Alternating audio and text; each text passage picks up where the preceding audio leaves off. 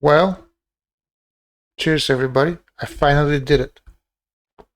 I finally convinced my girlfriend, or actually I finally explained to my girlfriend what Bitcoin is, and she grasped it.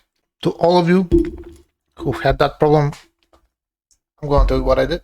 It just took me 7 months. I'm sure some of you are longer than that. But if you're not, you're a lucky guy. So, what happens when you start talking about Bitcoin to your girlfriend who does not care about Bitcoin, does not care about the stock market, does not care about computers? We have a 7-month-old son, and that's all that she cares about. Our baby. I keep telling her that we should have money we've saved for him for his future to be invested in Bitcoin. And she's like, no, this is too risky. I'm like, let me explain what Bitcoin is. No, no, no, no. It's too risky. Every time I try to explain it to her, nope, does not get it. Find YouTube videos trying to explain it to her. They're always way too technical, way too complicated. And because Bitcoin is compared to gold, and people call it digital gold, it's even harder to explain because it's different than gold. But it's been so much portrayed in the media that this is what Bitcoin is, even though it has some of the properties of gold. It's hard to get somebody's out of that frame of thinking. But I think I finally did it because she agreed. I had to go back in history, a long, long time in history. What happens when you start talking to your girlfriend about Bitcoin? First image that comes to mind is what you're seeing here. That's what they give on the news, because how do you show a picture of Bitcoin? It's digital, right? It doesn't make any sense. So usually until today, I start talking about Bitcoin. This is what I get. Shut up. Get out. Let me take care of your son. I don't want to know about Bitcoin. And I finally figured it out. Here's where I started. I went back 6,000 years so she can understand what Bitcoin is. And what helped me get there is getting to the meaning of the phrase set in stone. I asked her, what does it mean, set in stone for you? She said, it cannot be changed. I was like, yes, Eureka, I finally figured out how to get to you. So, what did the Sumerians do in their civilization, which was really, really advanced? It gave us beer, wine, mathematics, astronomy, contracts, marriages, the reason why your clock has 60 minutes, it's because of them. The reason why you have a dozen is because of them. It's just they give so much to our current civilization. It's hard to describe. But the way I explained Bitcoin to her is using the word set in stone. First, Sumerians wrote contracts, a lot of them. We have about 1 million tablets, clay tablets, saved from them, that describe the most mundane things in life. This person married to this woman, this guy sold 5 sheep to some other guy, somebody bought a house from somebody else, somebody became some person of stature on such and such date. We just have a lot of that with them, a lot. So what do the Sumerians have to do with Bitcoin? Well, if you know Bitcoin, once something goes on the blockchain, it cannot be changed. It is practically impossible to be hacked, but it cannot be changed. And that's the similarity with clay tablets and Bitcoin. I tried to explain to her what the blockchain is using clay tablets. So basically, when you have a clay tablet, everything in it that you need to be written, you bake it, and it's set in stone. Bitcoin is very much the same. When you have the transactions recorded. So-and-so sent that many Bitcoins to so-and-so. You record those transactions, put it in the oven, bake it, and it's done. How do you know what the next Bitcoin, the next block of the next tablet, how do you know that it's how do you actually know it's the next one? How do you know it's not 5 tablets before that or 5 tablets after that? The way that Bitcoin solved that is by embedding a mathematical equation on tablet number 1 for tablet number 2 to solve and enter the answer into it, recordings. So what do you need for Clay tablets to work? You need for Bitcoin to work in a Clay tablet explanation. You need a stone carver, somebody who knows how to write on clay and on stones. And you need mathematicians, somebody who can solve the mathematical equation that was left from the previous number tablet, so they can prove that their tablet is the next one. And in Bitcoin's case, stone carvers and mathematicians are the same thing, even though some people can choose to be only one or the other. Generally, they're the same thing. The mathematical equation is resolved. You need somebody to verify who that is.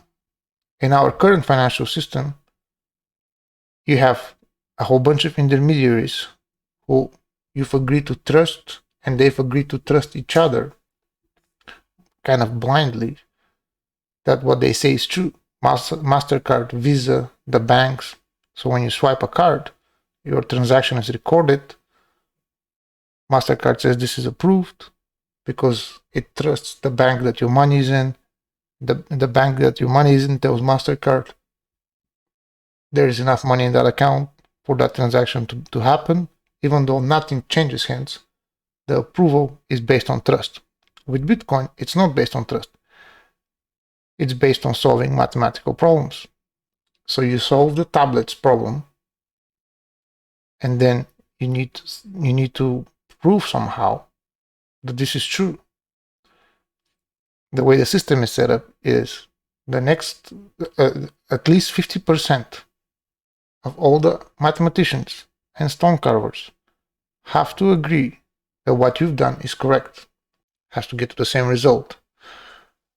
And then, generally, who's been the first one, because he's already been writing the transactions on his block, is approved to be the official guy who's resolved it, and is approved by at least 50% of the mathematicians. They say this is the valid part of the ledger, valid part of the blockchain, like this. They say you're going to be number 10.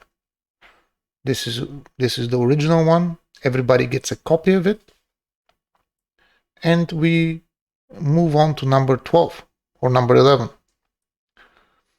Now, why is this so hard to hack? How do we explain to somebody why this cannot be hacked? There's 2 ways to hack the Bitcoin blockchain, meaning that you want to replace a block that is already been approved by everybody else to be the official one, to change something in it, generally with the purpose of, let's say, so-and-so send me 1 Bitcoin, and you want to say, so-and-so send me 1 million Bitcoins. That would be the purpose of hacking Bitcoin. So how does that work where it's not hackable? Well, let's say in our example, we have a chain of tablets, 10. Somebody wants to change what happened in tablet number 5. Well, what do they have to do? They have to go and solve the equation for tablet number 4. Generally, the way it's set up is the answer for tablet number 5 becomes the equation for tablet number 6. Then they need to solve the equation for tablet number 6. They need to solve the equation for tablet number 7. They need to solve the equation for tablet number 8, 9, and 10. Meanwhile, all the rest of the mathematicians have been working on solving tablet number 11. So somebody has done it, somebody else has confirmed it's true. At least half of them agree that the work is done and it's true. So they get to record it in the system. So they have number 11. And then immediately they go to work on tablet number 12. While the other guy is still working on number 6, for example.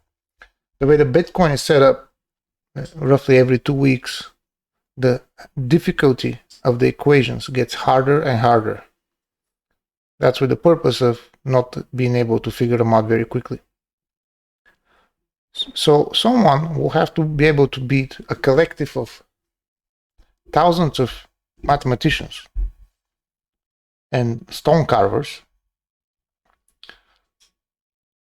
beat them to the punch to where, let's say, he starts from tablet number 5, and by the time he gets to tablet number 15, he's done all the work for 5 through 15 faster than the other guys would do it from 11 to 15. This has been proven to be mathematically impossible. There is not enough computer processing power in the world to do that faster than what's being done right now. And if there was, it would pay that guy more money to just keep solving the equations for the next block in the blockchain, because he will make more money. The way Bitcoin is set up is whenever you prove that you've done the work, you've solved the equations, and then everybody else agrees, you receive Bitcoins. Even if you never are the first one, but you prove that you've done the work, you're also guaranteed Bitcoins. The second way of hacking Bitcoin is to have all the miners agree that, or you need to convince at least half the miners, half the mathematicians basically, that tablet number 11 will not be what it's supposed to be, its actual true meaning, but you just come up with an answer that is not the real answer, and they just agree and say, okay, that was the answer. And we'll record whatever you say in that tablet to be the truth. Problem with that is that currently, maybe this was possible in 2012 or 2010 when the Bitcoin network was very small. Right now it's impossible. You have Bitcoin mathematicians and miners basically all over the world: China, Russia, Europe, Africa, North America, South America, Australia. It won't surprise me if there's some Bitcoin miners in Greenland. But the point is, it's impossible to get so many thousands of mathematicians and Bitcoin miners. At least 50% of them, you have to bribe them so much money, it won't be even possible to change the record. So these are the only two ways you can break the blockchain. One way is you get everybody to agree we're just going to steal everybody's money. Number two is you have to have so much more processing power that you go back in time, solve the equations for previous blockchains, and then go further in time and keep solving them to where you're faster than what the other guys have been recording and solving for in the meanwhile. Also proven to be impossible. And this is how I proved to her that Bitcoin is safe and not hackable. In the next video, I'm going to explain what I think about Bitcoin's future, its options, risks, and why I'm very, very bullish on it. Thank you. I hope you like what you've seen. I hope that helps you explain your girlfriend what Bitcoin is. If you like what you saw, hit like. If you want to see more of my stuff, hit subscribe. Thank you very much. Have a good day.